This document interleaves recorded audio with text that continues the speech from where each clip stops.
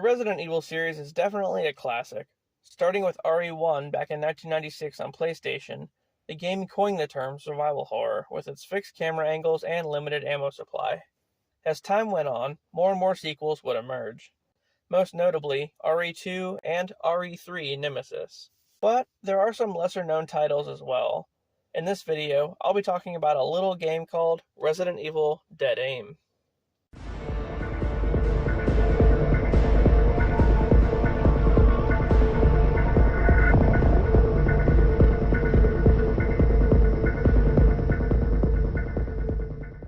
In 2003, Capcom released Resident Evil Dead Aim. This game, which originally wasn't even meant to be released in the United States, is the third sequel of the Survivor series spin-offs, and features both first and third-person views. Basically, you play in third person until you aim the weapon, then it becomes first person. And this is the second Resident Evil game to feature the first person aside from the original Survivor game. Anyway, this one was released on PlayStation 2 in 2003. The plot is as follows. In 2002, Spencer Rain, an Umbrella-owned ocean liner, was stolen from Umbrella's Paris lab by a former employee named Morpheus Duval, with the help of some bioterrorists. The T-virus was leaked on the ship, and the BOWs on board were released intentionally. Duval demands $5 billion from US and China, or else he threatens to launch missiles full of the T-virus. In response to this, a member of the government-made anti-Umbrella task force named Bruce McGivern is sent in to investigate. $5 billion? Yes. We have until midnight tomorrow. Retrieve the virus from the Morpheus.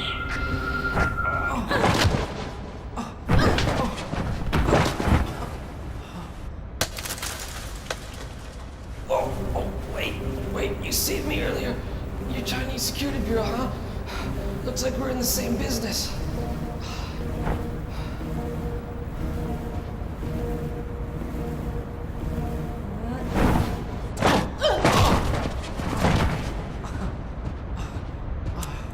Same business doesn't mean same side, Bruce McGivern. You already know my name.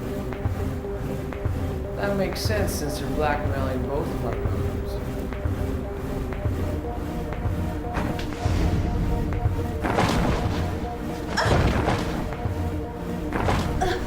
What's your name? If cooperation is too much to ask for on our first date, might I suggest we simply stay out of each other's way?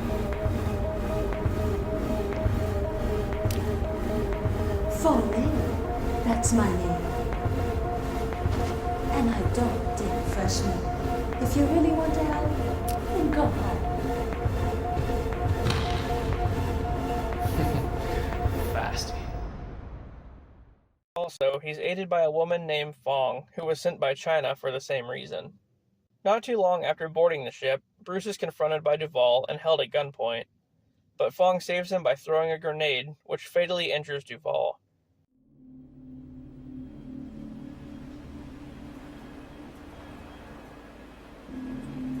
Why you American spies choose to use such ugly guns is still a mystery to me. Morpheus.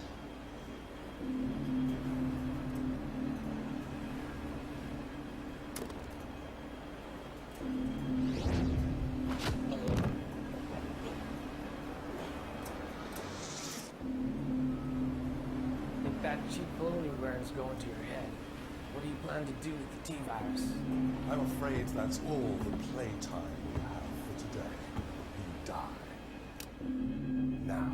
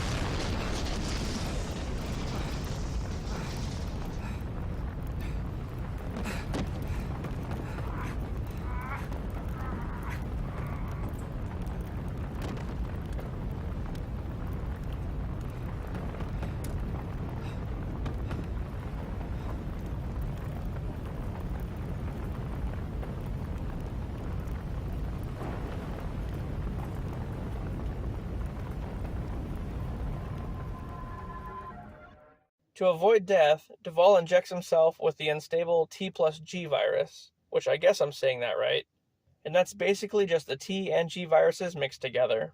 A bit of background on that is after Resident Evil 2, Umbrella ordered all the research on the G virus to be taken from the Nest, Umbrella's facility beneath Raccoon City.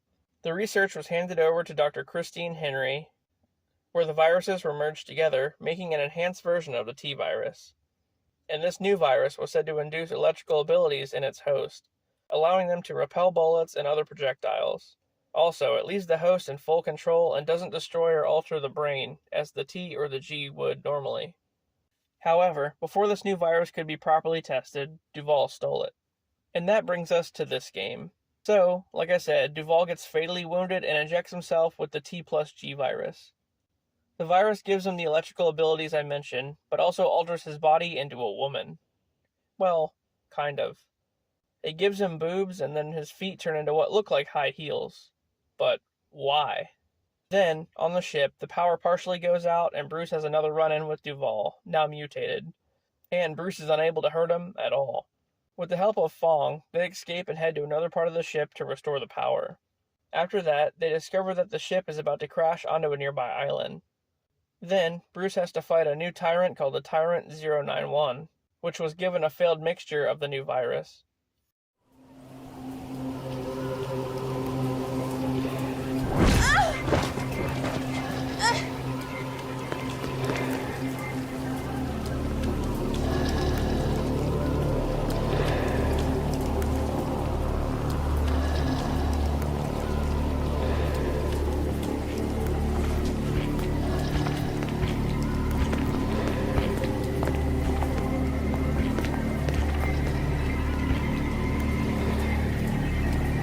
I'll distract the monster while you run after Morpheus. Got it.